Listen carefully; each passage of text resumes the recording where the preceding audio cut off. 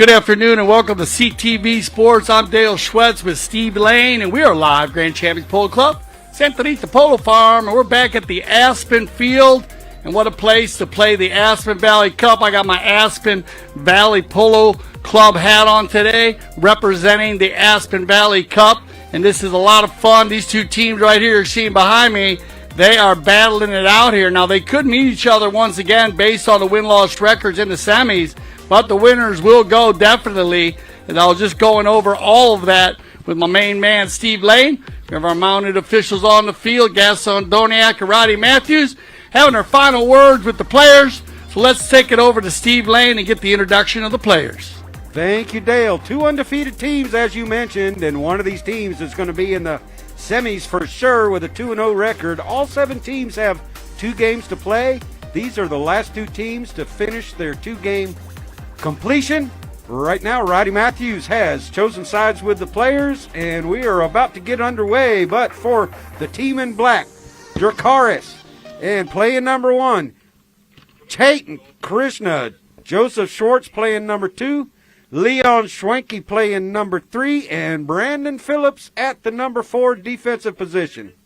For the team in pink, Orea Polo, Petra Sobatova playing number 1, Justin Daniels playing number 2, Justo Marino playing number 3, and Matti Bousquet playing number 4.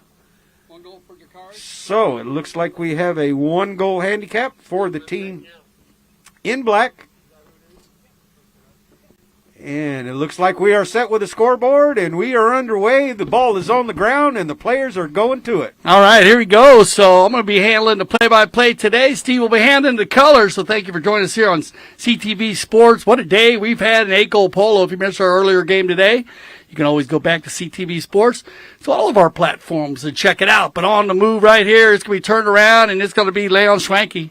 Keep an eye on this guy, Schwenke. 3 goals. He's a super strong player. He'll be the combination with Brandon Phillips, who's on 4 goals. He's wearing the number 4. Leon will wear the number 3. He's in the blue helmet, and Brandon in the gray helmet. As Joseph Schwartz will be running through, and we get our first whistle of the day. Yeah, a little right-of-way violation right here, and it looks like a pink crossing over 3. right-of-way violation against the pink number 3 right here. So both umpires on top of the play, Roddy Matthews and Gaston Dorniak, are 2 international world-class umpires. And the pink player right there, as you see, just coming across with 2 players coming down the line. So looks like this first penalty from the foul line and will be a spot hit in favor of black. Against the pink? Against the pink. Yeah, but you want a penalty. What penalty? We're going to goal. Penalty 3. Penalty 3. Penalty 3. So just a little quick check there with our 2 mounted officials. And we will come back here, and it looks like a penalty 3 headed in that southbound direction. A pretty easy one to see there on a replay, Steve.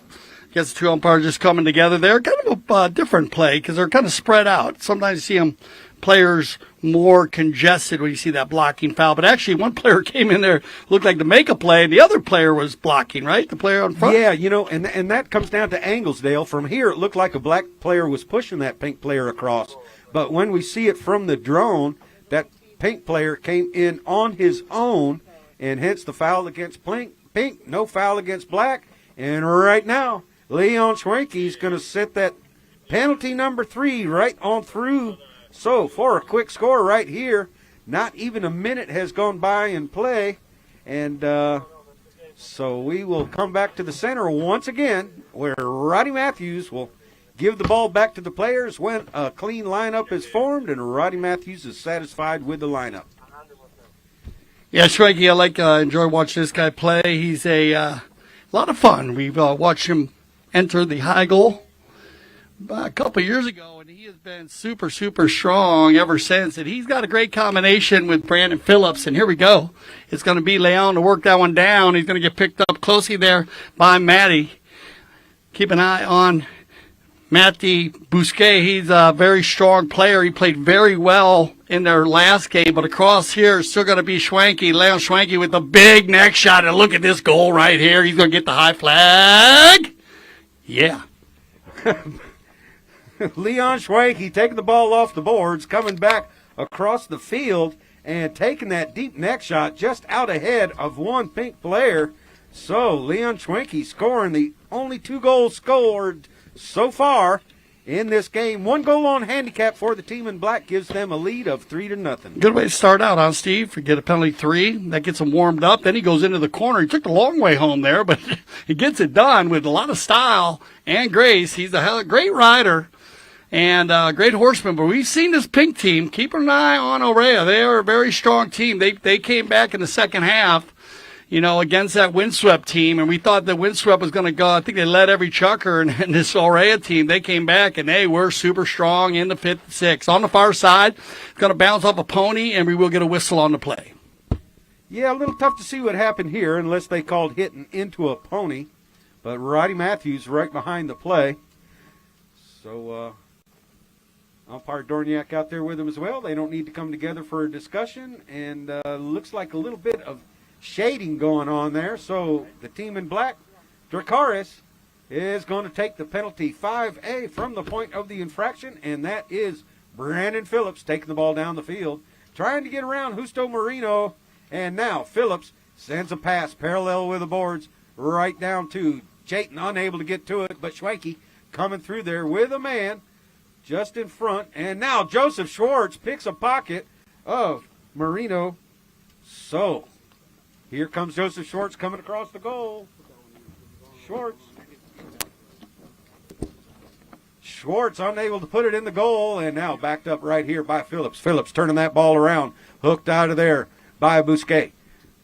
And now here comes Justin Daniels. Justin Daniels right out front.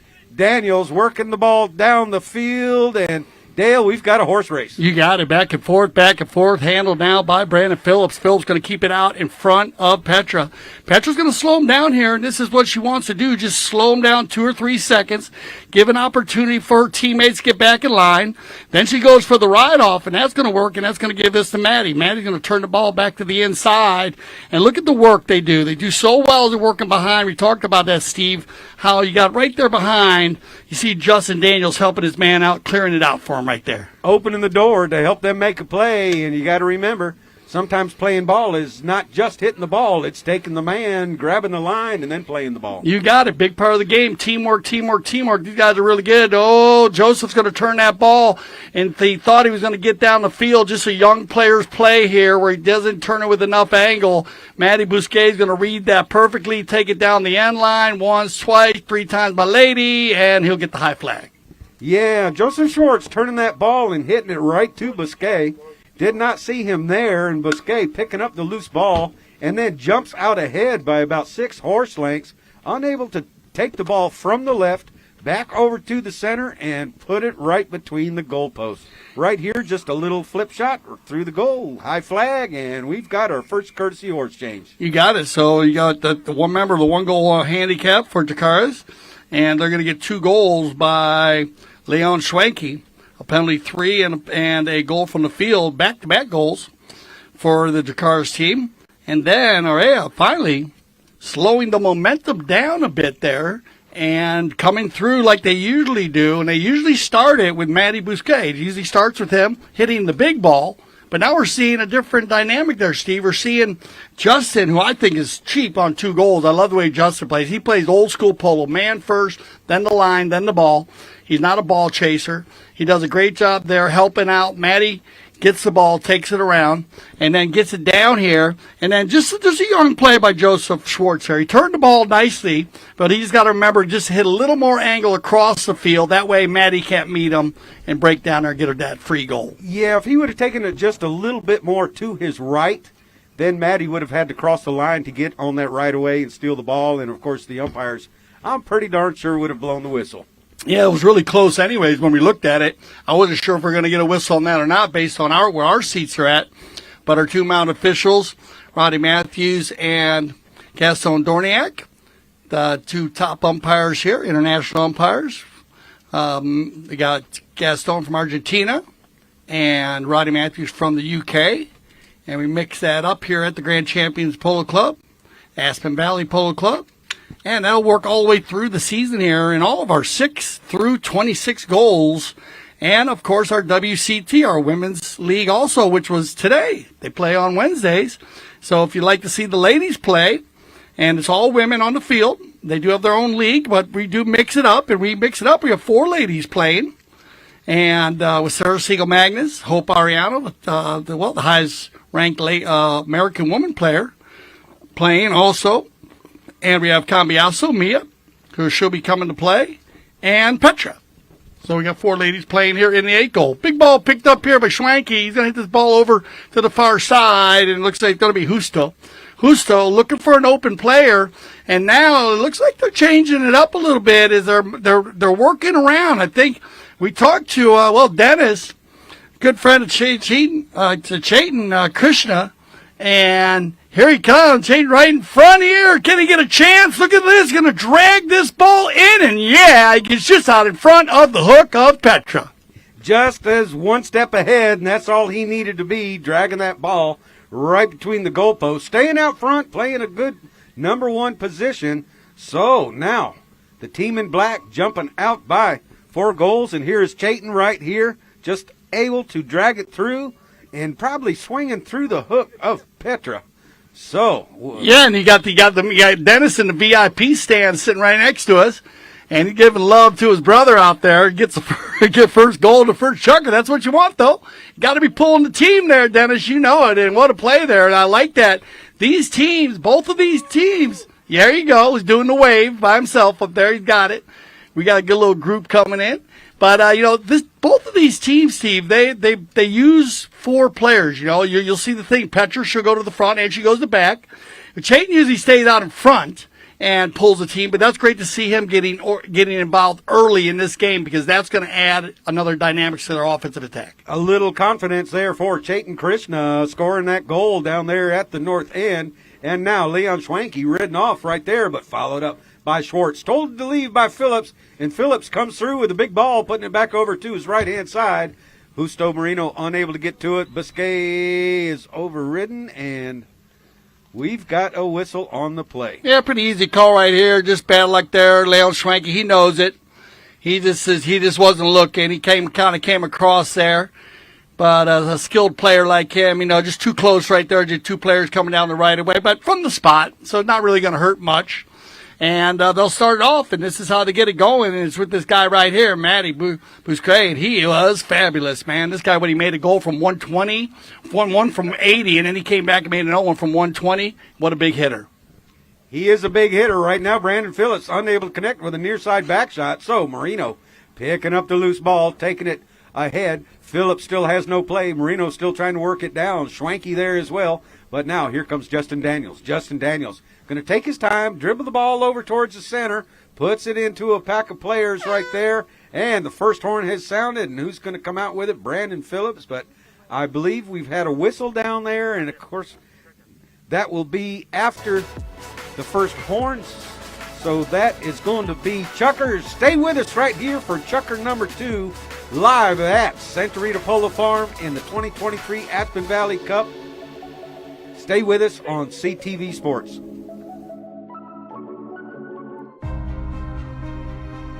Foot golf is a kind of life, and also it's a combination about golf and football.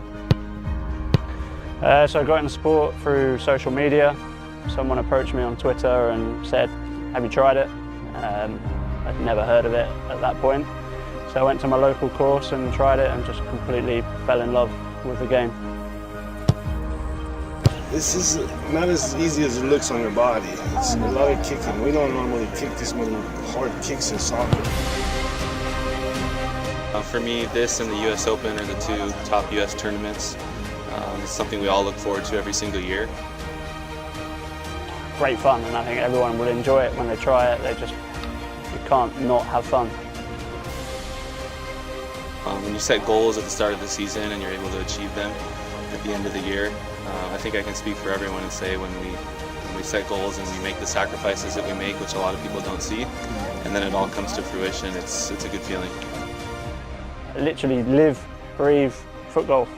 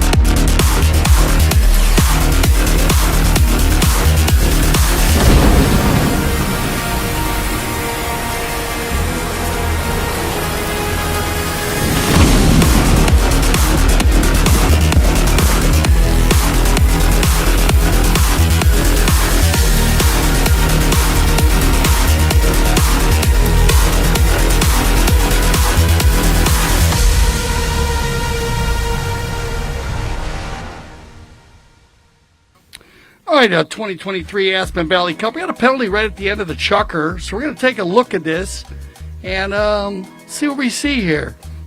As we did have a whistle, and here comes the play right here. It looks like Justin's coming down there, and it's coming across, and does it bounce off the pony right there? Yeah, but who didn't foul anybody. Right, so it doesn't look like there's anything there, so it looks like they're going to go and bowl this one in. So the ball kind of comes through there and bounces kind of off a pony's foot and bounces kind of right toward Brandon Phillips there, which is a little bit different. And we call that, that quick line change, Steve Lane. QLC. Talk about the QLC, because a lot of people, they don't realize what the QLC is all about. I used to say it's the hardest thing to understand in polo, and that's for players. Now for umpires, it's the hardest thing to be consistent on. And most players' mentality is if you have to wait for an opponent to clear, that you automatically have the next play. Not true. We don't want to reward a player for hitting the ball into or underneath an opponent. So as long as that opponent clears properly, their teammate can make a play. And this play here, it hit Joseph Schwartz's horse, bounced over, gave Brandon the line, and Brandon and Joseph being on the same team, Brandon made a clean play. Yeah, now you used to say, how far does the ball have to change? Well, it's only got to change far enough that the umpire saw it move. Yes. So it could be an inch.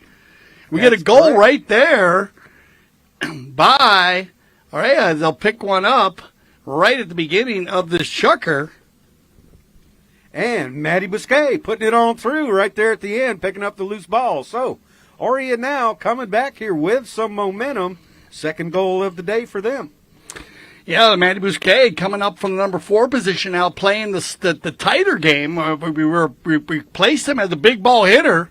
And I think, we were talking to Dennis, and he said that the Dracarys team, they actually watched the video, which we love that. Remember, all the teams can go back and watch all of their games that they play or the teams they got to play against on CTV Sports, which is a big part of playing at the Grand Champions Polo Club, the Aspen Valley Polo Club, having the ability to use those videos to go back. I mean, every sport in the world today, it's all about the technology and what you can pick up. And these two teams have scouted each other very well. As you can see how they've changed their games up from their first games that we watched both of them play. And here you go. The leapfrog's working well, and that's going to be Schwanke, and he's going to find Brandon Phillips, and Brandon's on a flyer. Brandon, what a nice little hook in there by Matty. But Joseph Schwartz is going to fall into the rumble seat, and just wide as he gets the low flag.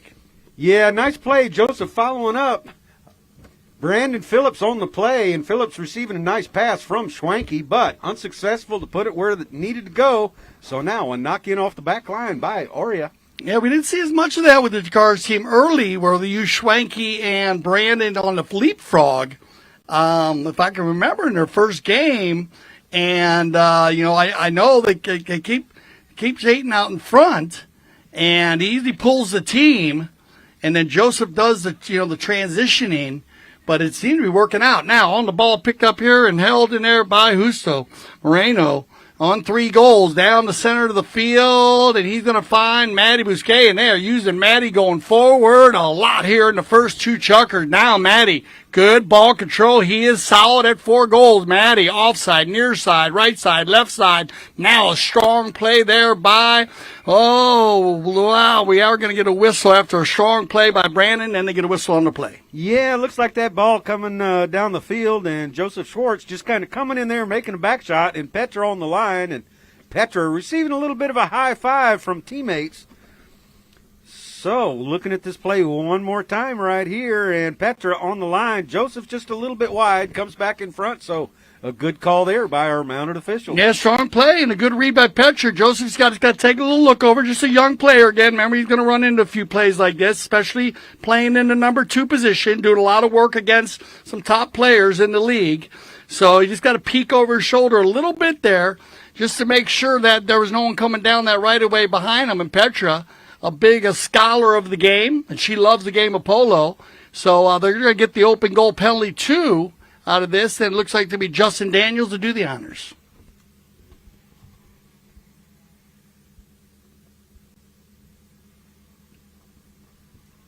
Justin Daniels narrowing that lead by 1 goal. A 3-goal lead at 1 point here in the first chukker. Now chukker number 2, only a 1-goal lead. So Justin Daniels converting that penalty number 2. Yeah, it's amazing how quick the tides can change here in the Polo field. Remember, 300 yards long by 160 yards wide, but 9 football fields in the area of that Polo field. But those four-legged athletes can go coast to coast in under 9 seconds. And when they get the ball moving 100 to 120 miles an hour up and down the field, this adrenaline and pumping sport will get you going. And here's a guy that gets it going pretty quick. It's Matty Bousquet. Bousquet now on the move. Good play with Schwank. Sneaks away there. Bousquet looking for a foul there, but it looked like a clean pick to me. And that's a great back shot by Leon Schwanke. Look at this. Here comes the cars, and they got Shaden on the move. Shaden now on the gray pony. Good pick up here as he crosses over center field. And Krishna one more time. Oh, that's a beautiful approach shot. He lays it right inside. It might go on its own. Que Golazo. That is a beautiful shot. Steve Lane, that's the way you get it done. Jayton out front, and Justo Marino didn't think he had enough time to come in there, but the umpire said yes, he does. So, Krishna out front, and Dennis almost fell off his truck right there. Between Dennis and Tracy, huh? We got Tracy to the left of his Joseph's mom, and then Dennis, of course, good friend of Shane and business partner, and he's at all the, and he's learning to play the game. We had a great talk with Dennis before, so keep your eyes out for Dennis. He's going to be the new ringer. Yeah, you're going to sneak him out there. He's going to come out. We'll get that fish hook in his mouth. He'll get hooked here after a while. We'll get him out there. Next thing you know, Dennis is going to come out. He's going to be rated -1 playing 3 goals. Yeah.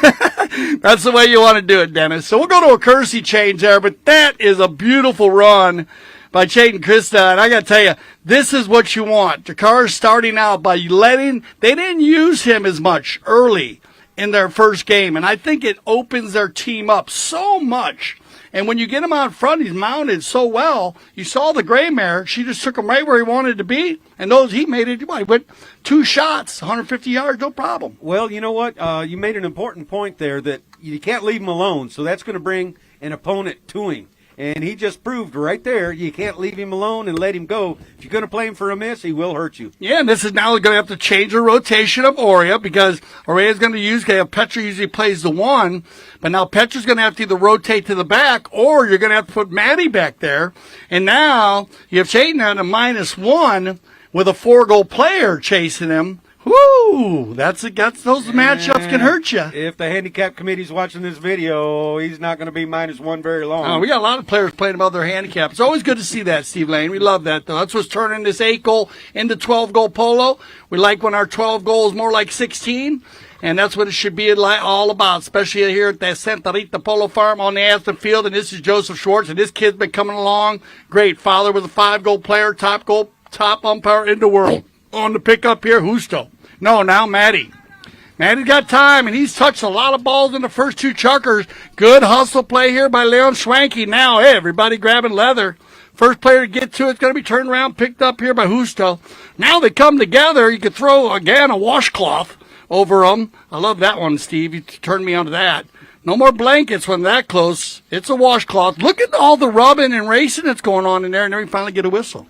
Yeah, we'll see what the umpires decide here. There was two pairs of players involved in that play. So umpires having a discussion here right now. I wasn't sure either. Man, we'll catch another replay of that. They're going to play it back here first. So they come together right there. They override. Then it's a loose ball play. And then they meet it. And then they come in from behind. And I got offsetting penalties. I got first on black and second on pink. Yeah, just kind of all over the place there. So they're going to go to talk about it. And, of course, they have the opportunity to always use our third man /IRO, instant replay official, Steve Lane. And so they're going to look at this one here with all the different melees and people ducking and diving and bobbing and weaving and just moving around in there. You know, sometimes you just get a couple, 2 or 3 fouls that happen at the same time. So in which case happens, we'll go to offsetting penalties, and they'll just bowl the ball in. But we'll check with our IRO just to make sure. Foul against black, right over the top of the ball from behind. Okay, so they are going to go with the final foul, or actually the first foul, as they'll take it back, as we had almost like 1, 2 in a row there. And you almost had a third, and it does happen sometimes. And they're going to go ahead with the black Dracarys riding over the top of the ball. So remember, you're not allowed to ride over the top of the ball when a player has that ball. You are allowed to bump him from the side, but you cannot ride in from behind. The reason why, Steve Lane? The elbow doesn't bend that way, and if you're focused on the ball, you're not focused on the player coming from behind, and good way to have your arm broke by a horse's head or a horse's bit coming that direction, especially because they're coming at a faster rate of speed if they come over the top of the ball from behind. I like when they put that rule into effect. That's a great procedure because I love the way you place it. The elbow doesn't bend that way, and I hate when my elbow bends the opposite way. But here comes Matty, and he is good from 80. Wow. Looks like he's good from about 90, too. Oh, man, I mean 95 or 96, but Matty Bousquet doing what he does so well. I mean, this guy was fabulous the other day.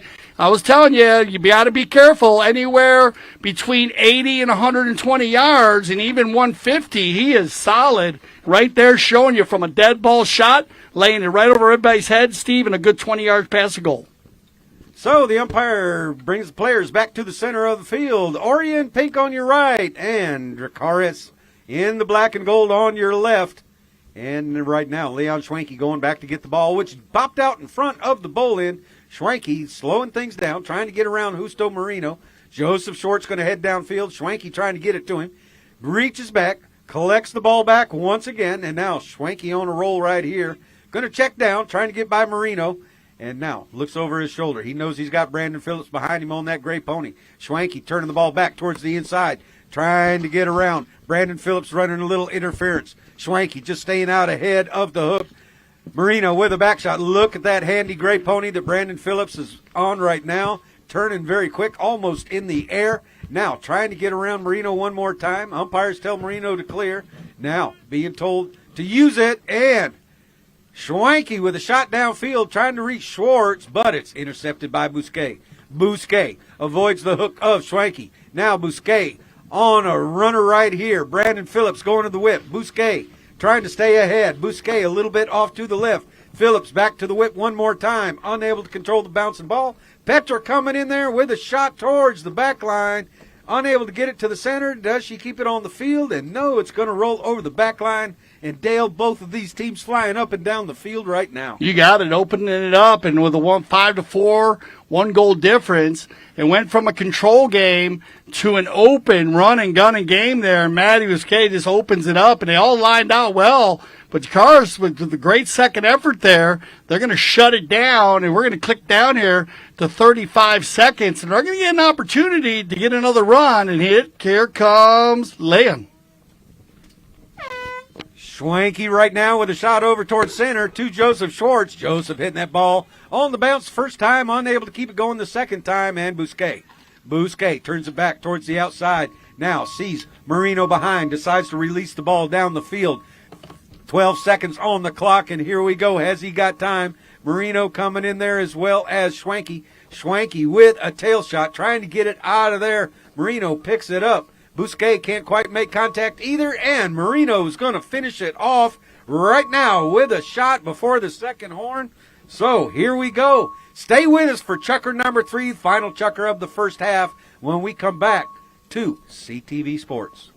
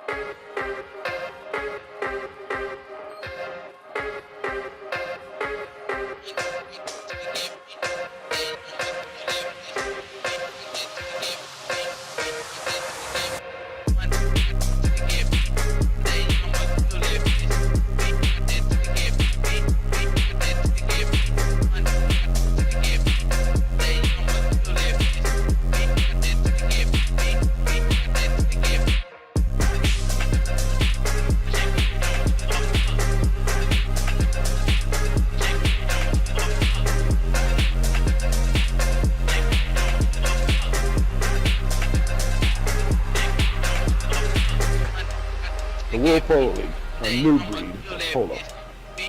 CTV Sports, third chucker action. If you just joined us, Dracarys, Shane Krishna, -1 goal player, scored 2 goals on the day. Shaden have an amazing first 2 chuckers here, and they're using them very well. Brandon Phillips and Leon Schwenke playing number 3 and 4 position. Joseph Schwartz playing the number 2, and they had 1 goal on handicap. They were a 7-goal team. So they scored 6 goals, or so they've scored 4 goals, and they had 1 on handicap. They give them their 5 goals, and then playing against Orea, and Orea Polo with Petra Saratova, she's on a -1, and both of these 2 players playing very well. Justin Daniels playing 2, Justo Moreno playing number 3, and Matty Bousquet playing the number 4. They have 5 goals on the day, and everybody scoring goals except Petra at the moment. But Petra has actually gave her team opportunities at open goal penalties, receiving a penalty, open goal penalty 2, which was put in the goal by Justin Daniels. And man, Matty Bousquet, he hit one from about 95 yards. Steve and I were betting on that, 92 to 95 yards. I'd love to know what you think on the Facebook conversation. But what a shot by Matty Bousquet on the penalty 5A, hitting it a good 20 yards past everybody in the air, unstoppable, super strong shot by number 4 in the pink. And so Steve Lane, well, this is the game we thought we'd see. These 2 teams are 2 top teams. They're both undefeated. And we are going to do our stats. I believe so, yeah. We're going to have some stats here at halftime. And you know what? If you're a team in the semifinals, when you're watching this game, the stats on these 2 teams, that's what you want to know. You got to be checking the stats. If you're checking the stats on all these teams, when you're scouting each team, you learn so much, Steve, that, I mean, it just prepares you perfectly for your next game. And like we said, we were talking to Dennis, and, you know, he's a Dracarys. He's got it tattooed right on his arm. And they love the fire-breathing dragons. And, you know, they've done their homework. So we know Orea is doing their homework also. Yeah, no, these teams go back and they watch their games, not only for their own performance, but also for the performance of their opponents. So now we have a change of possession play. Umpire counting down, and we've got 2 players, Chayton and Petra, back. And remember, they have to be in front of the ball. And actually, Petra doesn't, but Chayton does. Chayton's still offsides at this point until he passes a teammate, and now I think he's okay since he passed Joseph Schwartz. And Brandon Phillips gets that ball right in front of the goal, but Marino attempts a back shot right there, unable to get to it. And now Brandon Phillips sending a shot up to Schwenke, but Bousquet right there as well. Hook Schwenke out of the play, and actually that was Justin Daniels. My mistake. And now Bousquet quickly sends it back to Justin Daniels. Justin Daniels trying to get ahead of Schwenke. Going to tank Schwenke on the offside and attempt the near side play. Brandon Phillips sending that ball over to no man's land in the corner, and Justin Daniels over there to try and turn it back around, bring it back towards center, and also keep it on the field. And now he gets it, but it's intercepted by Schwenke right there. So we will have a whistle on the play, and possible 1 meeting the pack right there. He was meeting the pack.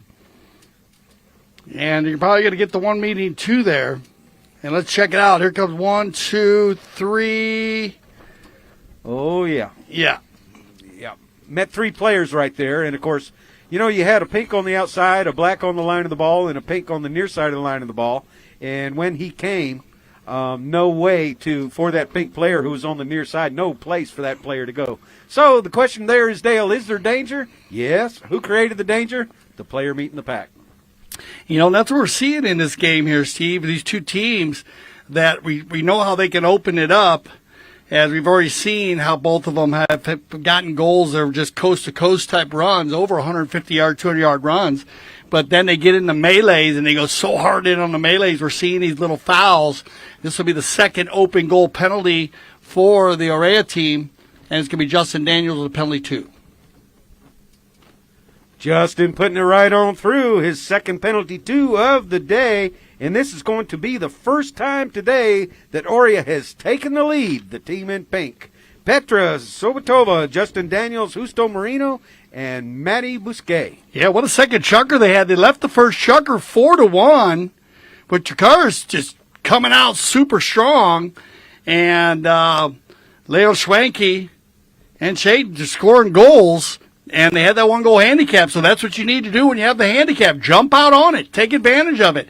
So now we got a great match going on. It is very, very close. This ball gets hit down by Maddie Bousquet, and it's going to be picked up now by Schwanke. Schwanke checking his shoulder, left to the right. Now he'll push Maddie to the outside. This is going to be a broken play.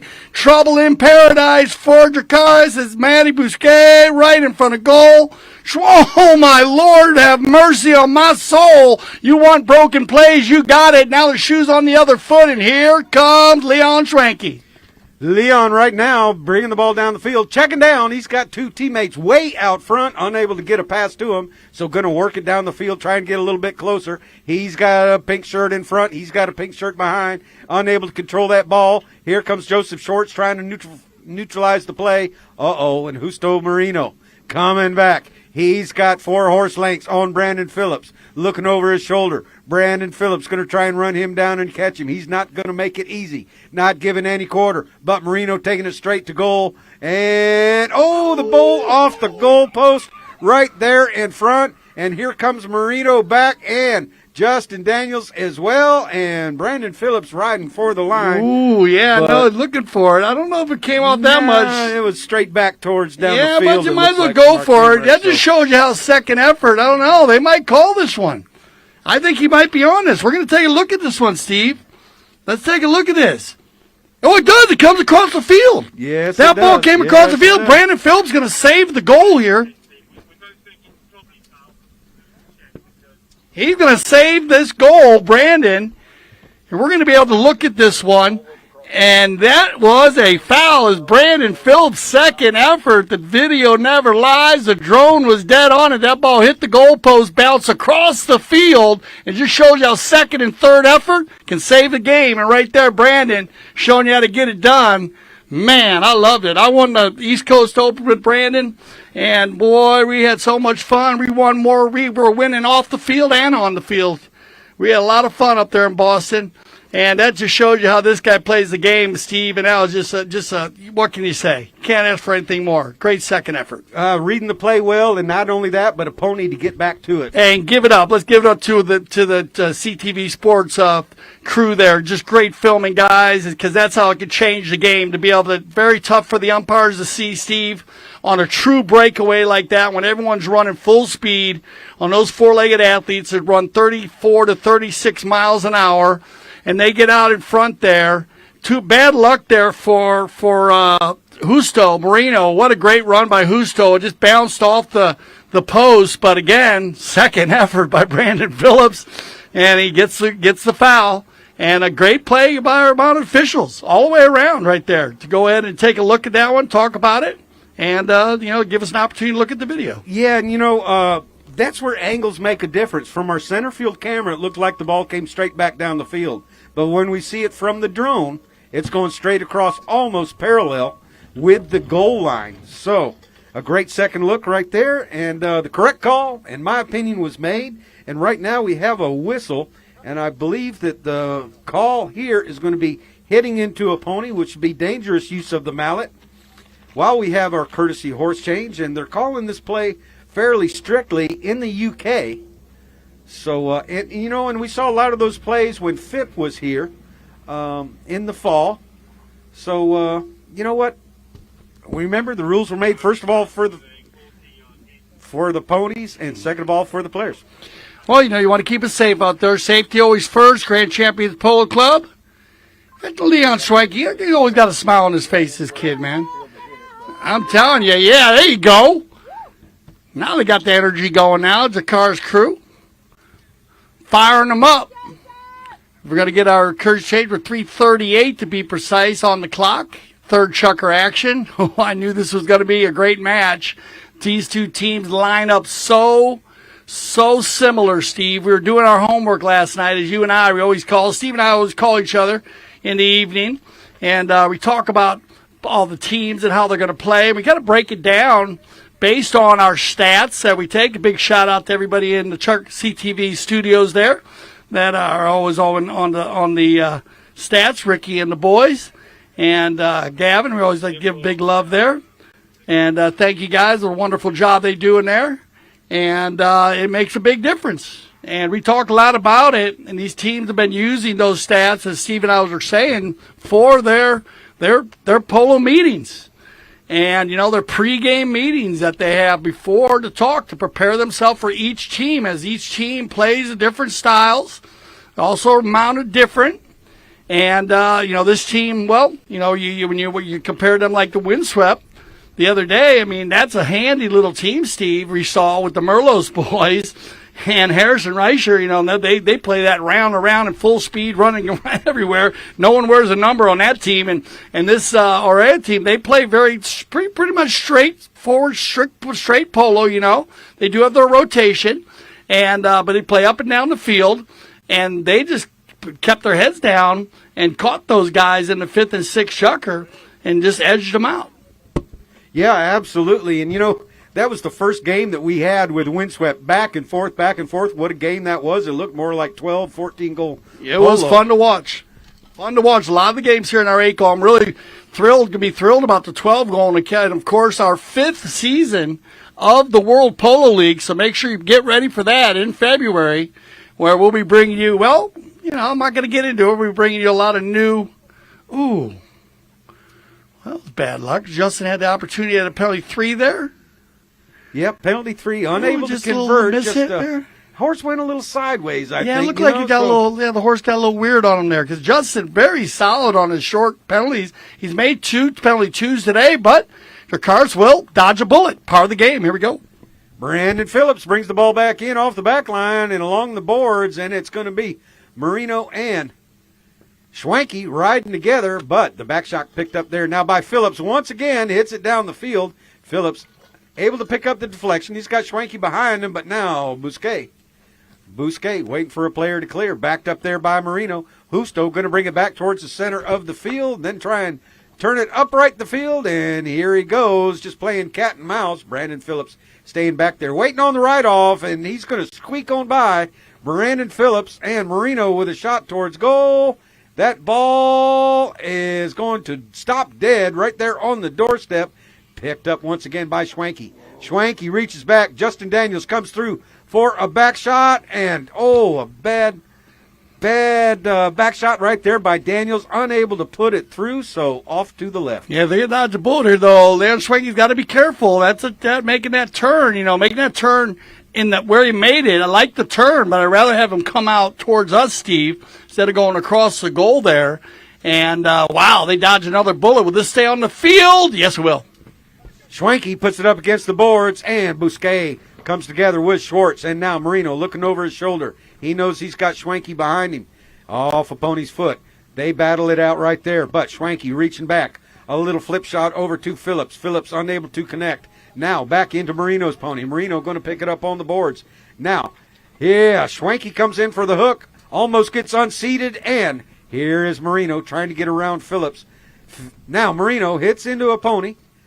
Picked up by Phillips, sent across to the other side of the field. Marino's going to stay with him. Backed up by Schwenke.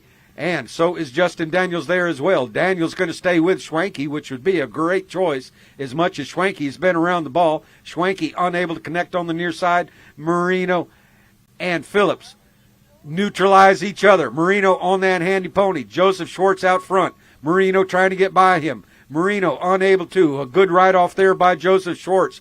Brandon Phillips bringing it across the field. Phillips with a neck shot. As we just mentioned, will this one stay on the field? And yes, it does. Up against the boards. Phillips able to get a hold of it, sending it up to Schwenke. Schwenke checks down, turns around. Justin Daniels coming in. Schwenke's going to end up with the ball. And now, Justin Daniels. Oh, and that did not look like a good play right there. Yeah, I know. I wish they'd change the rule on that one. I'm always say, Steve, if you take a guy's mallet out of the play, but he does come from behind. I understand him. Then your elbow doesn't bend that way. You got to be careful on that. It's such a difficult play to make. You know what I mean? That's why I always say if you can make that play, why not let them make it? Yeah, I asked some of the high goal players there when we talked about this rule about 6-7 years ago. And Luis Escobar was one that was very instrumental. He says, you know what? If I got a guy behind me, I'm concentrating on the other 6 in front of me. I'm not concentrating on that guy behind me. Yeah. No, but it's a tough play to lean out there and make a hook and steal the ball. But, it is a foul. Good call. It is in the book. But, it's one of those ones that we always like to bring up here at CTV Sports. We're always questioning and trying to change the game and better the game. And back to the action with about 30 seconds left to play. Schwenke picks up that high lofted shot from Phillips, and Schwenke's still on it right here up against the boards. Schwenke slowing down. Brandon Phillips has a man out, giving Schwenke some room to go through, and Schwenke drops the ball. Picked up there now by Marino, getting around the umpire. He's got 12 seconds left. He's got enough time. He's made some runs on this pony. Does he have enough speed, enough freshness left in his mount to get towards that end? This is going to be a close call right here with 1 second, and that ball goes wide. Anyhow, question is, was it on the field? Will we start with a bowl in, or will we have a knock in when we come back? So a score of 6-5 in favor of Orea Polo over Dracarys. And you know what? We've got an exciting second half to go. But, Dale, let's see how this first half went. Yeah, thank you, Steve. What a game we got going here. We knew how good this match was going to be. As we said, we broke it down. Let's go. 6-5. And it was all Dracarys early on. They were leading. And then you had the Orea team come back. And let's just go to it. Shots on goal. This is the difference. 8 shots by the Orea team and 5 shots taken by the Dracarys team. So they're going to talk about that. Brandon Phillips, he'll gather his team. They need to get more shots. And remember, when they're using Chayton out in front, he was pulling the team in the first and second chucker, and then he didn't get on too many balls out in the third chucker. So that'll get you more shots on the game, and that's what you got to look for here. Knock-ins, 2-1. 2 knock-ins by Dracarys and 1 by Orea. So great shooting by both teams. High percentages. If I'm coaching, I'm liking this. Throw-ins, 5 throw-ins, 1 by Dracarys, and 3-1 by Orea. So not too much of a difference there to change the game.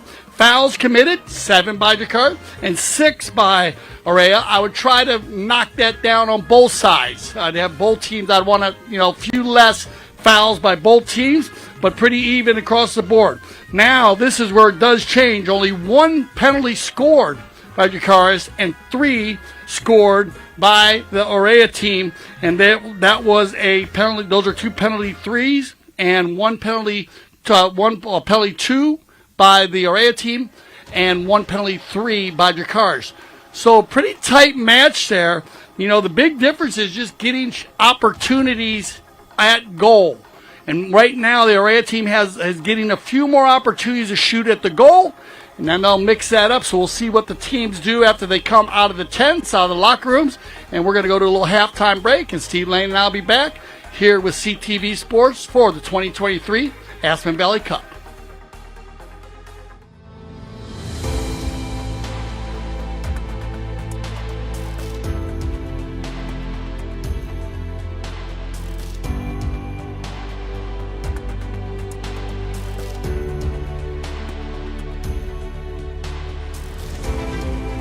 As far as barns go, it's 10 points.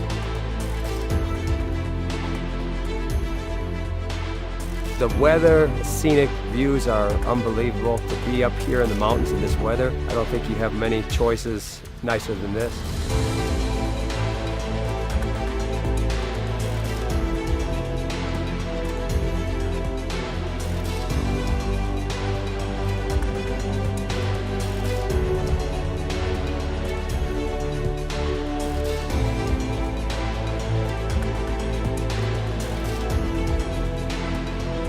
I feel like we have some really competitive polo up here.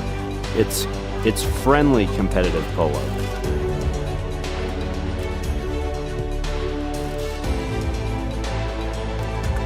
The place is amazing. Good polo fields, good players, good courses, so it's a good experience. It's really good.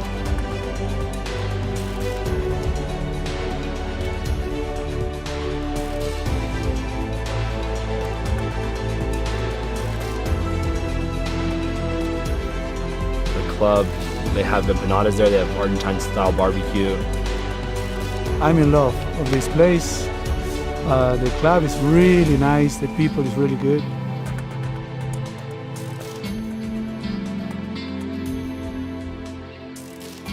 At least what I can see is that it's an amazing place to be playing polo with the family and with good friends, enjoying, and the weather is great. I can't complain at all. There's so much to do up here, and people are great, and there's some of the best polo in the country up there.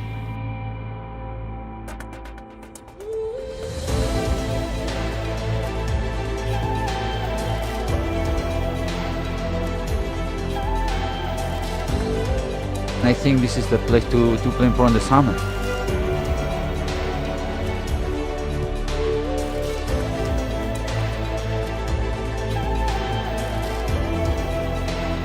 It's as good as it gets for summer polo.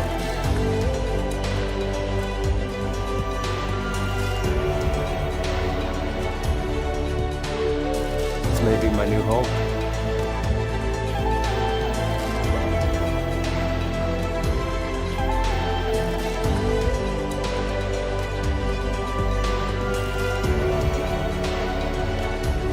As soon as our child is old enough, she's going to be in their polo school.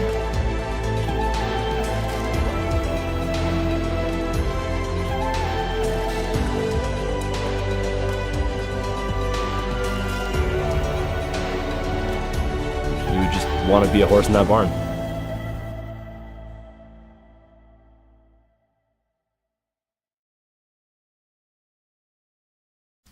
Our 6 to 5 CTV Sport, Dale Schwetz and Steve Lane.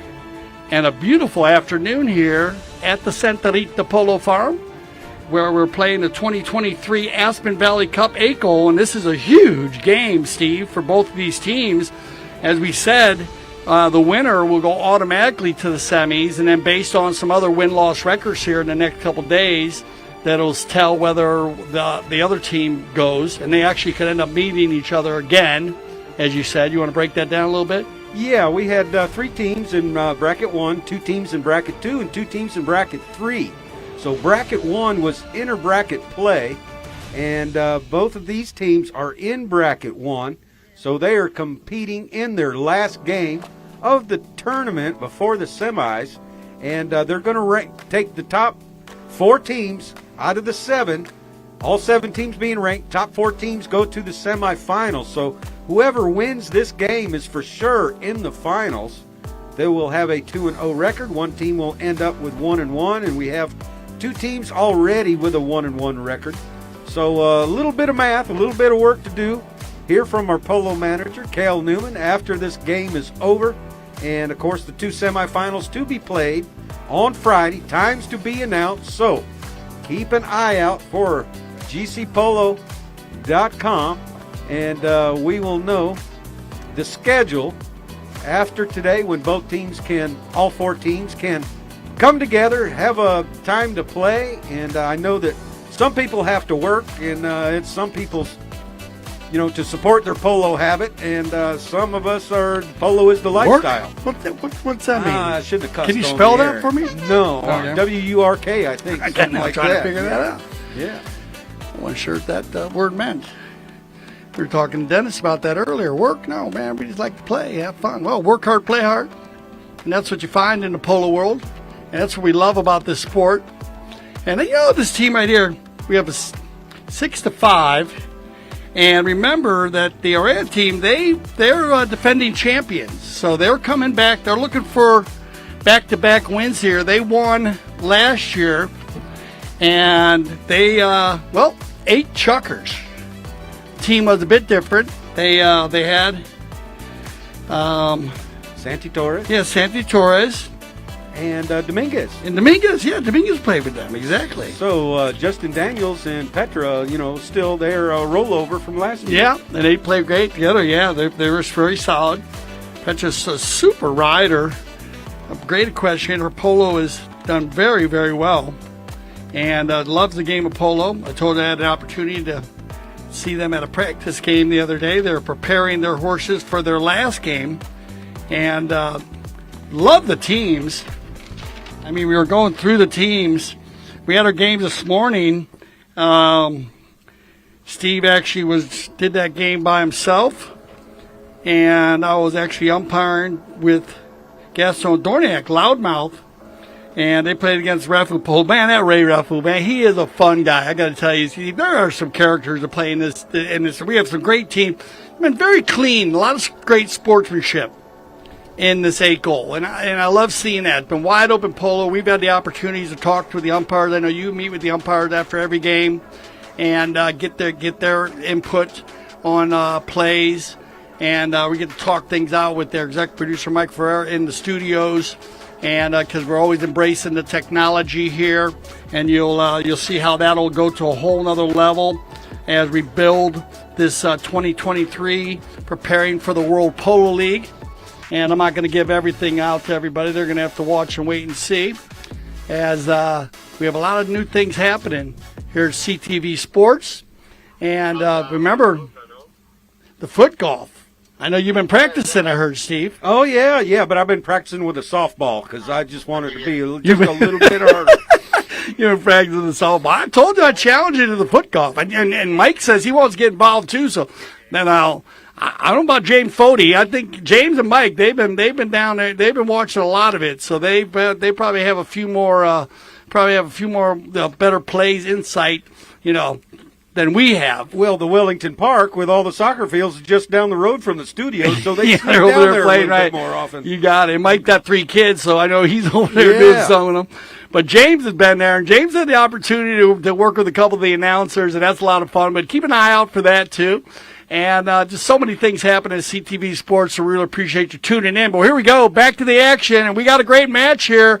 That 1-goal handicap, Dracarys has given it up, so they got to come back here. Leon Schwanke says, here I come. Schwanke couldn't control it there, and Bousquet's going to miss a back shot, but Justin Daniels gets it over, and Brandon Phillips shows us he's mounted this game. He turns that big pony back on around. First to get to the ball, Justin Daniels has no play. Justin Daniels has to clear out of there. Now, Phillips taking it to the right, underneath his pony's neck, able to come back to the offside, driving straight towards goal. Brandon Phillips right there, and is going to knock this game up once again at 6 apiece right here, starting out early in the second half. Yeah, this is what you want to do when you're down by 1. And remember, they had one on handicap, so they're a 7-goal team against an 8-goal team, but showing their skill and their momentum builders, and they're going to come out right ahead right here after the third chucker and score the first goal of the day. And I love that. Once again, if I'm coaching or playing on a team, I want to come out, score that first goal, get the energy going big, and see if they can't get more control going, because on the run, this Orea team, they will come back quickly, but it's going to be Leon once again. Able to get by Bousquet and sending the ball downfield, and he's got the main man up front. Brandon Phillips just scoring at that south end, now trying to get the same thing done at the north end, and Justin Daniels staying right with him, and Brandon Phillips, now they will go back. It's nip and tuck with a 1-goal difference, and Dracarys out front by 1. Yeah. I always like coming out on one of my best playing, my 4-legged athletes in the fourth chucker, and it looks like the Dracarys team has done the same thing as Brandon Phillips. Nobody was going to catch him on the big bay pony, and Leon Schwanke knows it on the dark bay here. He's just going to release the ball to Brandon, and Brandon gets out in front. Goodbye, you're not going to catch him. Keeps his head down, did not even look back one time, knowing that he had a 3-horse length on everybody. And look at this, they're going to score 2 quick goals and go ahead by a goal. Yeah, that team unable to score in the third chucker, but now coming out with 2 quick ones here in the fourth. So the momentum and the shift has changed, and now Bousquet trying to get by Joseph Schwartz. Joseph staying with him right there, though. Schwartz on the move, staying with Bousquet. Bousquet just a little bit out front, and Bousquet is going to answer those 2 goals scored by Brandon Phillips right now. So a score of 7-up, sponsored by White Claw. Yeah, man, you segued that one perfectly, Steve Lane. Man, that's going to make it a tight game once again, and this is what Matty Bousquet has done very well in the last 2 games. every time his team gets behind by a goal or two, he seems to come alive. And the bald-faced pony right here, this bald-faced chestnut, love the white-faced pony right here on the bald face. Just look beautiful. He gets out in front on this one. And again, Bousquet showing a different part of his game, Steve. We talked about it, being the big ball hitter, but now showing you that he's got that short game. He is, and right now Marino on the roll right here, but that ball a little too far. Schwank, he gets a back shot, breaking up the play. Petra ain't unable to get to it, and a quick whistle right there as Marino turned on the play. Phillips coming across, so they had a back shot. It'll be interesting to see. Not quite sure where that ball is, where the 60 is, Dale, so would this be a penalty 3 or a penalty 4? And folks, for our new viewers, remember we can move the ball forward on if a player has a back shot, because just because they have a back shot does not mean it's a defensive play. If you have a player wide open going and turning for your back shot, it can be an offensive play, which it could move the ball forward. In this case, that did not happen, so a penalty 4, 60-yard defended shot in favor of the team in pink, Orea Polo. Yeah, I like the ball placement here. Well, for 60 seems better, Steve, based on your explanation. Everybody was covered up. And you could see that. Okay, he said everyone could see, everyone was covered up, so you could see that you couldn't get anybody past or get a pass to another player on the Orea team. So I like moving this one over, even if it was just inside the 60 or just outside the 60, or just outside of it, Steve. I think the penalty 4 is a perfect placement. I do too, and you know what? On that particular play, you can choose who you want to hit the ball. They get to tee it up. It's going forward instead of a back shot, so not quite under pressure. And Justo Marino taking his time teeing that ball up. Now Bousquet comes in to help out. And remember, players get 20 seconds to tee the ball. At 15 seconds, the umpires might say, hey, you got 5 seconds left to go. And that's so... the game doesn't take too long or there's any clock management going on, but it looks like Bousquet is going to try and put that ball up in the air between the uprights and over everybody's head. Yeah, I know Justo hits these also, but I would not take the stick out of this guy's hand. Not yet. He is fire when it comes to these dead ball plays. Here comes Matty. And once again, the high flag, Sivo. Yeah, you hit the nail on the head right there. Don't take the stick out of his hand. And Bousquet puts it high in the air, undefendable, and the goal judge waves the high flag saying, yes, sir, it's right on through. So umpire Dorniak bringing him back towards the center. Now, remember, as we talked about those halftime stats, this is where I was talking about Dracarys. They need to be careful. They've given up a lot of goal shot penalties. And they've given up 2 penalty 2s, a penalty 3, a penalty 4, and Matty Bousquet made one from a good 90 yards out, a penalty 5A. So they need to be careful on the fouling that they're doing around that 60-yard line. It will come back to bite you, but it's only going to make a 1-goal difference here as Brandon Phillips will control. Phillips with a near side back shot, and Petra coming right down the line. But it's picked up, and, you know, that's one of those plays, Dale, where a player has a right to come down the line without having to lift their head when they're on the right of way. So, good call here by our mounted officials.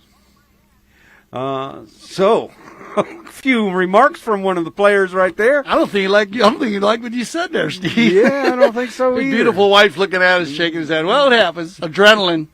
And, you know, they can talk to us if they want to. Yeah, we don't mind. We don't mind. We've been told a lot worse by a lot higher handicap, haven't we? Yeah, we sure have. But, you know, that's right. That just shows you how tough this game is going to be. This is going to be the match of the day.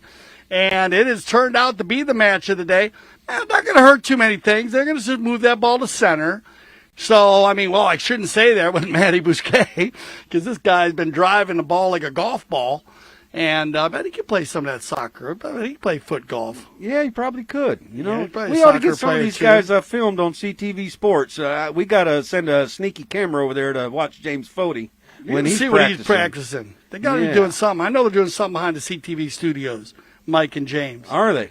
They're doing something because I know they've played. They've been down there they've been filming it and meeting all the players and getting all the technique. You know, a lot of different technique to that. I mean, it's just golf. You know, just pretty much soccer ball on a golf course, but there is a lot of technique involved, and the amount of people and countries that are involved in it is just phenomenal. So keep your eyes out for that. I know you've been seeing our commercials all day long. And we will get a courtesy change with 304. And wow, I'm really, well, going to be wondering about the horses now just to see, because it looked like Dracarys came out very well mounted there, Steve, at the beginning of this chucker snow. Now, do you flip them around a little bit and stay on some real good ones, or do you maneuver a few in because you still got that 5th and 6th chucker left? Well, you might see some of these fourth period horses back in the 6th, especially on a tight ball game. Good call. Since we have our courtesy horse changes, that allows these players to do that. So maybe even play them 3 chuckers, you have the time to rest them. And if a horse is fresh, there's no problem. There is no rule that says how many minutes you can play a horse. And, that could push you right into like 8 or 9 minutes, so that's not too much.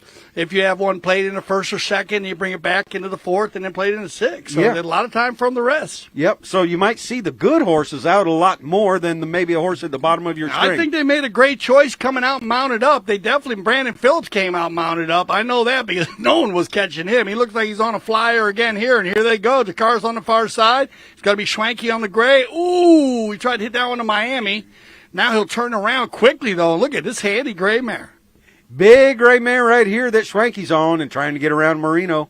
And here comes Brandon Phillips. Say, leave it, I got it. Go downfield. I'm going to send it over to the right-hand side. Bad luck right there. Deflected off of a horse's foot. And now Marino picks up the ball, being ridden off by Brandon Phillips.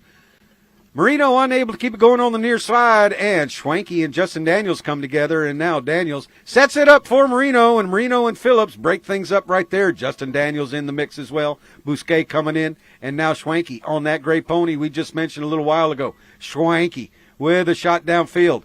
Couldn't get all of it, and now does. Here comes Brandon Phillips. Brandon Phillips with a shot downfield, trying to get by Marino. Marino's going to go ahead. Here comes Schwanke in there. Marino going to ride him off and go for the offside back shot, breaking that offensive drive up. Here comes Joseph Schwartz. A nice clean play. It didn't look like it was going to be, but it formed out to be a nice ride-off there by Schwartz and a near side shot. And Bousquet hitting the ball down the field. Here comes Marino once again, getting by Schwanke. Outrunning Schwanke. Marino on that chestnut. Right now headed towards that north goal. Here comes Schwanke back in. And going to the near side. Schwanke back to it once again. Schwanke on that gray pony getting a lot of things done. Clock winding down to 52 seconds. Schwanke over there on the far boards. Joseph Schwartz breaking down the field. Going to take out Justin Daniels. Schwanke on the near side couldn't connect, and now Bousquet comes in, takes the ball forward. Schwanke there, intercepts a loose ball, just stopping it for Brandon Phillips to pick it up. Phillips drops it back off to Schwanke. However, Marino's there as well. Schwanke able to get to it, turns it back towards the inside. 30-second horn has gone. Now Schwanke releases the ball. Unlucky hit right there into a pony, and the whistle is going to end chucker number 4. So, with 20 seconds left, that's going to end chucker number 4, a score of 8-7 in favor of the team in pink. So stay with us. We'll be back for chucker number 5 right here on CTV Sports.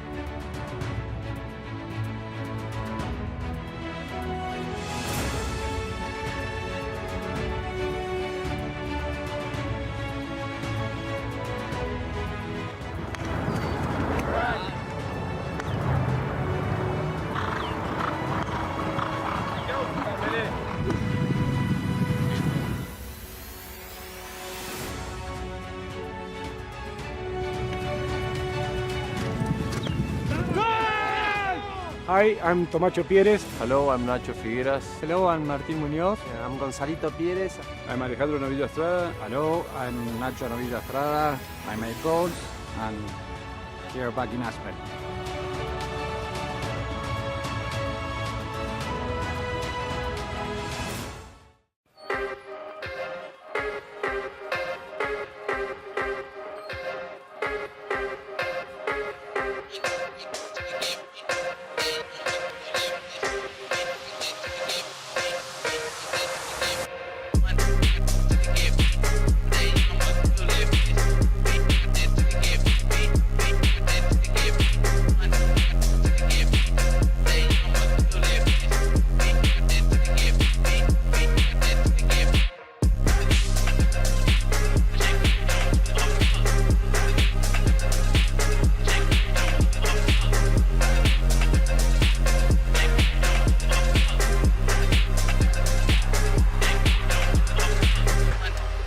The World Polo League, a new breed of polo. All right, getting ready for the fifth chucker. We did have a foul there at the end, so we are going to take a look at this. So everyone else can make a call here, too. Here comes the play.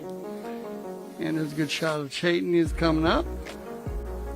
And here comes the play right here. It's going to be Schwanke. Now, it's going to give one play. Marino's going to give a play. It's going to bounce off of the horse right there. And then the ball comes across. And one player takes it there and comes off the horse. And it looks like no foul on the play, as that ball does come off of the pink player. Now, remember, sometimes this is the weird play. This is the kind of play where you get the quick line change. Steve and I have been talking about the quick line changes. And Steve and I were actually having to talk about this because when I was a professional umpire, most of the time when the ball does hit a player's horse and bounces off of his horse, there's a new line change. And it usually is players whose horse gets hit with the ball, or a player that gets hit with the ball because it's coming off of them, but not all the time. And I agree with Steve on that. But on this case, that's where we want to take a look at it here, as we had our two umpires disagreeing out there. So we have our umpire challenge in place, and great look there, Steve. Thank you. Yeah, and once again, the boys in the CTV Sports Studio doing a great job for us, the umpires and the players and the spectators, all at once. It's all about getting it right. It's all about getting it right. We don't want the quick call. We want the correct call. You got it. A lot of action going on here. A lot of racing and rubbing. You love that NASCAR, Steve Lane. Here we go. Brandon Phillips. Brandon Phillips puts it into a pony, and we've got a whistle right there. So a question of, was the pink already there and the ball hit into him? And looks like the umpires agree on the call of foul against the pink team, Orea, for that matter. Yeah, right there you can see how they came across early. Actually, it was an early play, and they came across. Then they came both in there, and then they blocked right there again. You got a number of plays in there. So penalty 2 against the. Oh, they're going to go with the 1. Okay, so I like the 1. Yeah. You know what? I like the 1. Better for a 1. We overspoke that one, Steve, but I agree. Don't you agree with that? Yeah. When I first saw the play live on the field, I thought, you know what? Penalty 2 here is no penalty at all, and Brandon was surely going to score that. So a penalty 2 would penalize the team that gets fouled. Yeah, and of course. Yeah, I mean, that's the big point there, Steve. People don't realize that, why the penalty 1 is in effect is if a player gets fouled in the vicinity of a goal trying to score a goal. What's the vicinity? Well, Adolfo Cambiaso could be 100 yards, the vicinity of the goal, but, usually 10, 15 yards going to goal. And they give them a penalty, too. Their horse could balk on them. They could miss the ball. They could just have a bad swing. So, we have the penalty 1 in place, and I love the new procedure where they give the goal, they bring it back to center. And look at this, looking for 2 in a row. Is it going to be Brandon Phillips one more time? And look at Brandon with a hat trick here early in the second half. And that's just a stat right there that shows that the center hit is more advantageous for the team awarded the penalty 1 than the bowl-in used to be. Yeah, you got it. I mean, I love it. We see so many goals scored after the penalty one, which is a goal given to the team fouled. Then they give him possession in the center. Brandon actually gets both of those goals because he received the penalty one down in front. Then Schwenke with a lovely shot to find Brandon. Brandon just puts it away. And look at this. Brandon Phillips with 4 goals and 2 chuckers. And, man, Dracarys is on fire. Schwenke right here moving down the field. He's got 3 players up front. Swings over the top of the ball right here, and look out. Matty Bousquet on the move. Joseph Schwartz going back to run him down. He's got 3 horse lengths on Schwartz. Bousquet with a high lofting shot. That ball will settle before he gets there, but he does slow down to control it. Lets Stewart clear. Comes in behind him, and Schwartz, Joseph Schwartz right here, coming in behind. And now Brandon Phillips in there with a sword fight, and Justin Daniels comes across, and the umpire signals goal. So Orea right here tying things up. I thought I heard a whistle, but apparently did not. So looks like the umpires are coming back. Whistle or no whistle? Foul. Goal. Okay, so goal on the play. So I guess they've had a continuation. So that'll stop the clock. And that'll work in favor of, 9-9. So both teams, no. It doesn't take anything away from anybody. You know, if you had one team up by a goal down, Brandfield says, so shut up, Dale Swift, I'm on my way. And then they come across right here with 5:27 on the clock. And now this is turning into a very strategic game, Steve. This has been the tightest game that we have seen here in the month of January. And, boy, you think 8-goal Polo, wow, they've been showing this 8-goal Polo looking more like 14-goal Polo every day. Yeah, 2 great teams out here. And right here, Chaitan Krishna was on the line with Justo Marino, and Brandon Phillips just coming across there and neutralizing Chaitan out of the play, and drawing the foul was Brandon, and Bousquet puts it back in play, and Joseph Schwartz staying right back there with him, and Bousquet with a long shot down the field off to the left-hand side. Justin Daniels going over there to try and keep it on the field. He hasn't got a whole lot of room to work. I would have thought he would have backed that ball right there, but instead he tries to turn it, and now it's over the back line. Yeah, I'm interested on that too. Justin's usually a power player, but I don't know if that ball was off the field anyway, Steve. I mean, he tried to get down there to catch it, but that'll give possession back to Dracarys. And they'll take it down the far side, and these 2 guys have been doing the leapfrog very, very well today. And when I say that, that's Brandon Phillips and Leon Schwenke. But like I said, you know, they now you're Brandon on a flyer, and here comes Phillips. Brandon says, excuse me, coming through, boys. And here he is on the roll right here, right out front. And Justin Daniels going to ride him off there at the last second. And now Schwenke right there with the ball on the doorstep, looking for room to shoot, and a desperation play right there by Orea, drawing the umpire's whistle. So we'll see. You get the one here again? I don't know. There was some players up front there. I'm not sure this would have been they're going to go with the one. Scored, but they're going to go with the one here. And yeah. I like the one here, Steve, because now you're back to the same scenario that you brought up earlier. He blocked right there. That's 1 meeting 2 right in front of goal. Now you're going to give him a penalty 2 from the third, 2 or 3 yard line. Yeah, which is no penalty. Which is no penalty once again. If your horse balks on you, or you have a bad swing, or a bug gets in your eye, or a bee stings you on the back, or we've seen all kinds of stuff happen. You never know. And you believe it or not, it's happened to some of the best guys in the world. And so, I like this. Now they're going to go the other way with it. And now Dracarys is going to get the opportunity to double up again with the penalty 1. Brandon, wow, this one can mortally fly. He is riding some flyers today, man. We're going to have to talk about a few of these special horses that he's on today, because he has been taking control, Steve, and getting out in front. And I love the way Leon Schwenke is using him perfectly. Just great give and goes. They've been trying to get it out to Shane, but he's been covered up by Petra's been doing a great job here in the second half. I mean, Shane's been trying to get away from her, but just, they've adapted well here, the Orea team.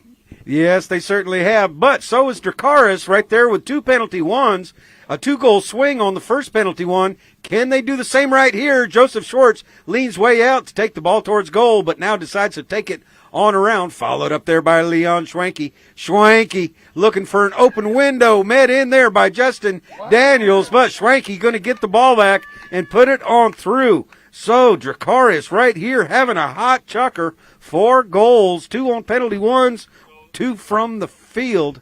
So we will have our courtesy change here right now before we come back to live play. And an interesting stat for this scenario was the first penalty one, Brandon Phillips scored. He actually was fouled, and then he scored after they got possession. On the second penalty one, Leon Schwenke was fouled, so he received the penalty one, and now he scores from the center. So that's pretty cool, man, these guys. And this is what we talk about. We talk about the scenario now. If you're not used to the penalty one, and I think it was 5 or 6 years ago, Steve. When was the procedure change where they took the throw-in out? Yeah, it was about 6-7 years ago, and we did a study that year, and only 18% of the time did the team that was awarded the penalty one, did they ever come out with the advantage out of the bowl-in. Yeah, amazing. You think you get fouled in front of goal, they award you a goal, then they bowl the ball in at the 15-yard line, but only 18% of the time the team that actually was fouled actually was scoring a goal again. But now, since they've given possession in the center of the field, we have seen a lot of goals scored, and it has changed the game, and I love it in a positive way. Yeah, no, it has. And, with any ball placement or any foul selection, you want to discourage that play from happening again, and that's what the penalty one is supposed to do. So, Chayton coming over here in front of us, talking to everybody in the stadium. You got him, man. He got a big smile on his face. Good first chucker, good first and second chucker chain. Great goals, man, pulling the team. They went to halftime. They got into 10th, and now they got Petra defending you pretty tight there. We can see her. She's not letting you out of her sights. You got to figure out a way to get away from her. And, yeah, that's a compliment. That's what happens, man. Like we say, you start scoring goals, and then they start sending people after you, and that's why we love the game of polo. It always gets better and better and better. The better you get, the more plays they come against you, Steve. It's, we just love that about it. It's like you're always learning something. The game never gets boring, and even all the 10-goalers will tell you that. Yeah, you know what? We've told a lot of people in your and my lifetime during our polo careers that, hey, if you think you know everything, then either hang up your whistle or hang up your mouth. Good call. You said it, Steve Lane. That's well said there, man. That if as a player or umpire, and been having the opportunity to be on both sides of the stick between the boards, is just perfectly said. Well said. So, looks like we're going to get a coop up. Shane's going to go ahead and stay on his bay pony. Looks like a very phenomenal one. I'm sure it is, playing in the 5th chuckers. He's going to stay on hers, and I think it looks like Justo is going to stay on his. And we have seen just across the team, both teams mounted very well. Yeah, we haven't seen a bad pony out here yet. I haven't seen one in any of the leagues or anything, man. No. It's just amazing, the whole polo world. And hats off to all the breeding operations around the world. As, of course, they're breeding a lot of horses here in America. We have a lot of breeding operations here. Also, Argentina, just huge with all the different. Santa Rita Polo Farm and breeding operation actually has all types and all different bloodlines from every breeding operation from around the world, which they've introduced into their own breeding program. Melissa Ganzi, she loves that part, Juan Bellini, and they've done a phenomenal job. But hats off to all the breeding operations, and just a phenomenal job that they've done with the 4-legged athlete. Like Steve and I said, it's very hard to find a bad horse on the polo field these days. And not that there ever were any, but the quality has definitely gone up, and that's just great. And the care for these 4-legged athletes is always at the highest standard. That's USPA standard, Grand Champions Polo Club, Aspen Valley Polo Club. And this is the 2023 Aspen Valley Cup, and it has been played at a high level, Steve. And I think we're on track here to see 13 goals finally by one of the teams. We had that loudmouth team at 12 knocking on the door. And they've been playing very strong, going to a 2-0 record now in their bracket with Michael Armour, Nick Manifold, Chris Campton, Scott Sabaro. What about him at -1? Yeah, he's a ringer at -1. Scott scored 4 or 5 goals today. Well, he was in the right spot, but I mean, like Shane, they're in a good spot. He let them go. These guys can hit the ball, and they're riding so well. And so Petra, all of them. If you go through all the -1s, Ray, you get them out in front. They all just did a phenomenal job. And when you look at Harrison Reicher as a 0 and Cable and Sarah Siegel Magnuson, they're even a higher level. I just love seeing people play above their handicaps. Oh, yeah, and that's how you get your MVPs. You don't have to make the best plays, but if you have a good game and you're playing above your handicap in the finals, that's your MVP. Yeah, I think they've done it well. I think they've done a good job with the handicap system, of handicapping the players, because we're seeing players that are playing above their handicaps, and that makes the game better.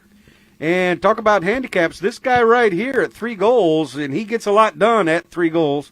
So, yeah, he's a handy guy, man. He is very handy. He works hard, too. Yes, he does. And you don't see him, he doesn't foul too much. He's always focused. Never getting in any commotion with anybody. Just very, very focused player. Been like that since day one.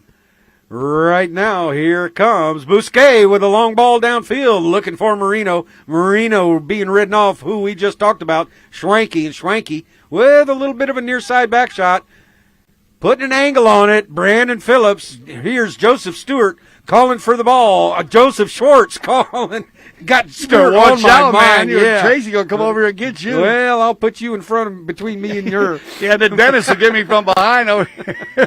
We got to remember Dracarys is being well represented on the sideline today. So be careful, Steve Lane. Here we go. So Marino, and that's not Dan Marino, that's Justo, and Justo's going to take it back across the field, and Justo slowing things down, trying to get around Schwartz. Schwartz clearing out of the way. Staying out of that right away. Doesn't want to draw the umpire's whistle. Now Marino goes ahead, but Schwartz has got the leg on him, holding him up, allowing Schwanke to make the play, but Justin Daniels coming through, picking the pocket. Here comes Joseph Schwartz back to make a play. Schwartz and Daniels come together, and we are high-flying right now. Petra coming through with a neck shot. Can Joseph Schwartz get there in time? No, that ball is going to trickle over the goal line. So what a play right there by the team in pink. Petra, that's what she was waiting for, and she's been playing a lot of defense, as we said. And Shaden was so strong in the first 2 chuckers, they actually told her at halftime, just forget about making the play on the inside and go ahead and keep an eye on him. And now she falls into line there. She picked up a good foul earlier in the first half. Now slapping that shot right there, goal. Joseph trying to take it off the doorstep, but it trickles across the line, and now down by 1 goal as we click under a minute here in the 5th chucker. So Schwanke gets the ball out of the bowl in, and Brandon Phillips headed downfield, and he takes the leg on Bousquet. And now, look at this shot right here. Will it curve in? Yes, it does. What a shot right there by Leon Schwanke from about 80 yards out, needing no help, and that ball bouncing just on the other side of the goal line. Woo! You want to come alive and answer the call? We talked about Maddie Bousquet doing it. Well, Leon Schwanke, he just goes ahead and just slaps one, and this is a huge goal because it's going to send them up ahead by 2 goals. So Dracarys will enter the 6th chucker with a 2-goal lead. You don't want to miss it. Stay with us. We'll be back here on CTV Sports.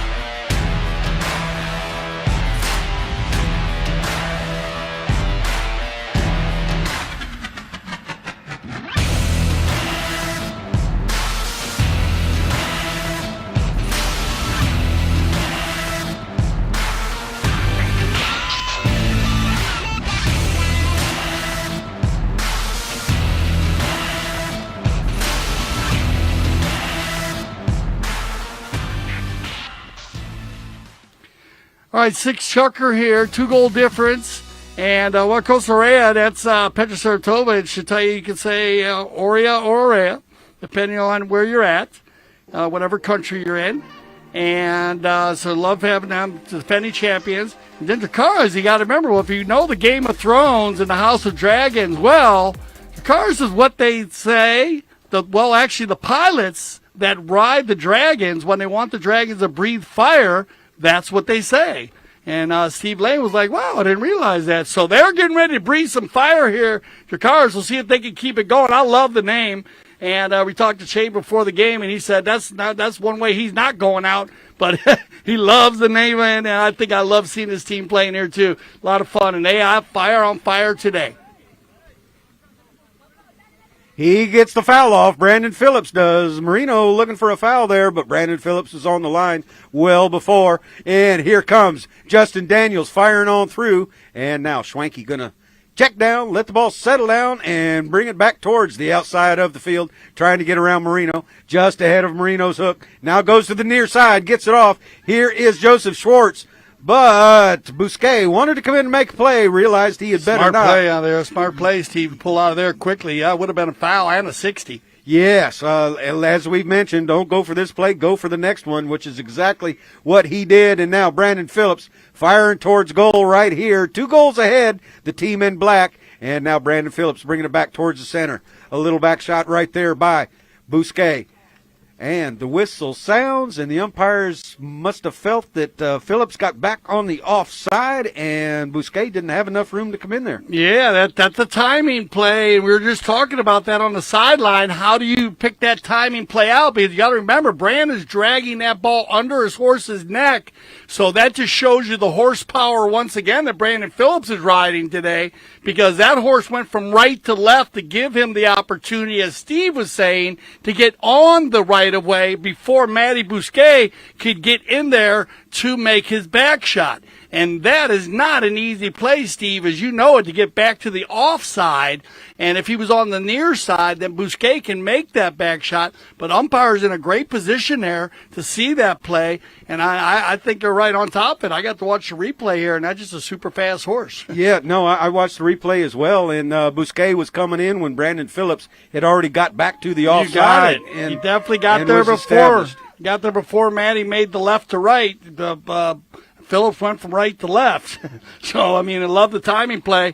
And here you go. But, to start that play off, you got to give credit where credit is due. And Leon Schwanke, this kid has come alive once again here. He ended the fifth chucker with a bomber. And now that pass to Brandon set Brandon up for the foul. And now he'll put another goal in here on the open goal penalty, too. So umpire Dorniak puts the ball back on the ground. Schwanke coming out of there with it, but it's stolen away by a player in pink. Joseph Schwartz on it right there. Couldn't quite keep a handle on it. And now Justin Daniels. Justin Daniels at 2 goals. We mentioned his handicap, playing very well. Knows where Marino is. Marino calling for it and puts the ball down the field. Brandon Phillips staying right there with him. In comes Daniels one more time on the near side. Being ridden off there by Schwanke. The ball up front to Marino. Marino with a back shot, keeping it on the field. Brandon Phillips turning things back around. Going the other way, and he's got Chayton Krishna well downfield. Chayton staying out front where he's supposed to be, playing a number 1. Chayton still on the move right here. Brandon Phillips right behind, trying to keep a player out. Justin Daniels, and Marino's going to pick up the ball right here. Justo unable to keep it, but it looks like Bousquet has the line right here. Beats Brandon Phillips to the play, and now here comes Justin Daniels one more time. Daniels firing it up to Marino. Marino has Joseph Schwartz ridden out. Marino going to the near side, puts the ball underneath his horse's neck. Schwartz unable to get to it. Maybe Phillips told him to leave it. Phillips unable to connect to the ball, and now Schwartz with a back shot over to the boards right there, and here comes Bousquet. Bousquet has time to turn back towards the center. He's got Marino going to back him up. Schwanke going to stay right there. Marino squirts ahead and going on through. And a whistle right there on the play. And looked like we had a Dracarys player coming across that line and right away. Just caught in bad place, bad time, bad luck. Yeah, bad luck. They're trying to move out of the play. Just bad luck. And sometimes that's where the quickest route out. Steve's explained that a couple times. Remember, you need to take the quickest route out of a play so you don't block another player that's going to goal, and he's just getting caught there. So it's bad luck. As then looked like Marino or Justo Marino was going to goal right there with a pretty easy shot. That'll take us to our courtesy change with 4:11. It'll be our final courtesy change of the day. 3-goal lead. Let's break it down for you. Dracarys with a 3-goal lead. When they return, though, we are going to have an open goal penalty 2 in favor of the Orea team. And Orea will go ahead, and that'll probably push them to 11. And 13-11, 4 minutes. They'll be about 3:40-something, 3:50-something when they return to the center. And that is a lot of time in the game of polo. So this polo match is not over yet. Dracarys still needs to finish. And Orea, they are a finishing team. We saw them score 3 goals in 3 minutes in their last game. So Dracarys needs to come out fired up, mounted up, and focused here in this last half of the 6 chucker, Steve Lane, and you know it. Oh, yeah. The only thing that has changed is Dennis has made a little bit more noise over there in the stadium. Yeah, I know, that's right. We haven't got lost our crew over here, have they? The Dracarys crew. They're so fired up. They got that 3-goal lead, and that 3-goal lead can be gone in a snap of a finger. And that's just the way polo is. I mean, we love that about the sport. I mean, remember Santi Torres scored 4 goals in 3 minutes last year, guys, or it's 2.5 minutes he scored 4 goals. So, and he had a couple penalties, and it does happen. And remember, Dracarys, they were a little loose, a lot tighter. I like the way they played their second half. They were a little loose in their first half, as they were fouled 5, 6, 7 times, and they definitely have tightened that up. So good job by the Dracarys team. And the Orea team, they've stayed. They've actually gotten a little looser. They've given up the penalty 1s, and they've given up a penalty 2. And when you're giving up those easy goals for teams, it can come back to bite you, and that's where you get this 3-goal lead at the moment. Yeah, those penalty 1s. You know, one of them was a 2-goal swing. Actually, both of them. Both of them. So, it took a little longer for the second one, but Brandon Phillips drew the first one, scored on the penalty from the center, which is part of the penalty 1, and then they converted. Brandon Phillips drawn another penalty 1, and explained by Gaston Dorniak, he blew the whistle just as he was swinging. So the ball did go through. However, that goal is taken away. The penalty 1 is awarded, and then the center hit, which Dracarys finally converted down at the south end. Good explanation, because I was wondering about that too. That's great for our route. Well, so here he goes. So this is going to be Justo Marino, and he's going to ride up there, no problem. As I was saying, we're doing the math for you. They'll get back to the center, and we're going to be right down around 3:40.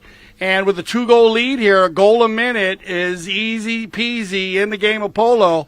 So now these possessions are big. Winning these bowl-ins, the face-off in hockey, the bowl-in in polo. You want to win these bowl-ins.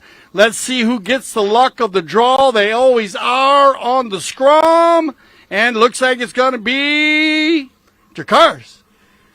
Joseph Schwartz with a back shot out of that bowl in. However, first one to it is going to be Bousquet. Bousquet with a back shot along the ground, and Schwanke reads it well. Hustling on back there, and he's got Justin Daniels coming to put some pressure on him, but Schwanke on the near side able to get it going, but Daniels got a near side shot of his own. Oh, bad luck. It hits the pony of Schwanke right there, and Leon right here on the roll on the far boards.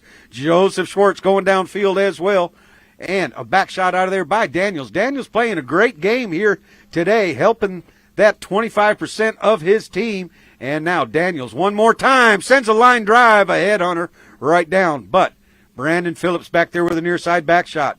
Schwanke turning on the ball. Joseph Schwartz keeping the player out of there, which is Justin Daniels. Schwanke trying to get around 2 pink jerseys right there. Hooked out of the play by 1. But Schwartz comes in behind, sending that ball further down the field. And now Schwanke one more time with a long shot downfield off to the left-hand side of the goal. It's going to take a deep deck shot, but Justin Daniels going back there to be the first to that ball.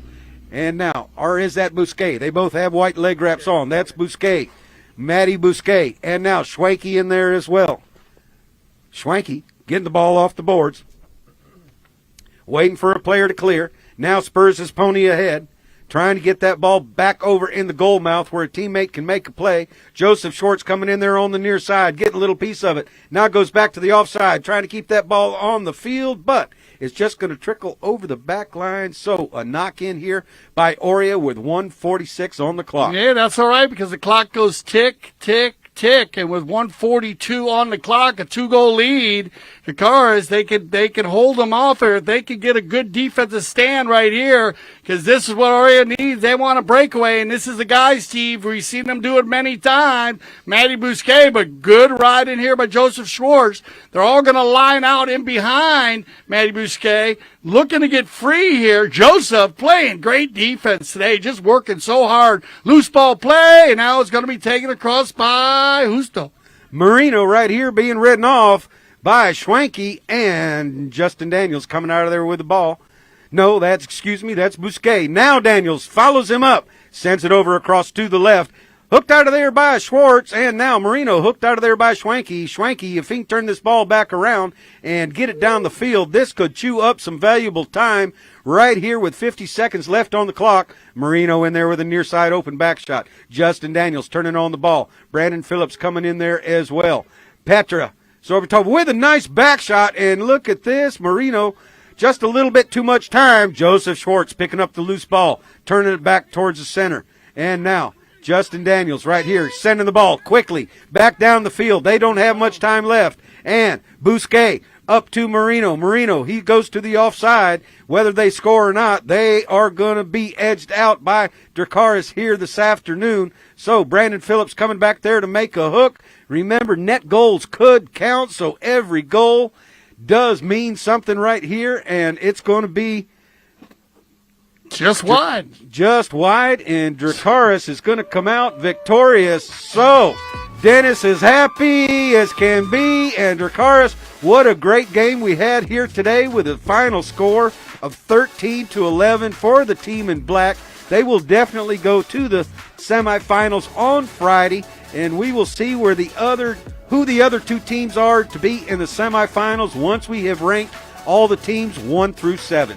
Dale, you've got some important information for us. Share it with us. We're curious. Thank you, Steve, and this is what it's all about. Well, congratulations to the sideline here, Dennis, Andrea, and Tracy. You guys, your team, you brought them in. But let's talk about the stats here because this is where it all changes. 13-11 for the final, and still, Orea getting the shots, but they went down in percentages. 17 shots to 12 shots compared to the Dracarys team. So just higher shooting by the Dracarys team, and a lot of that were those penalty ones.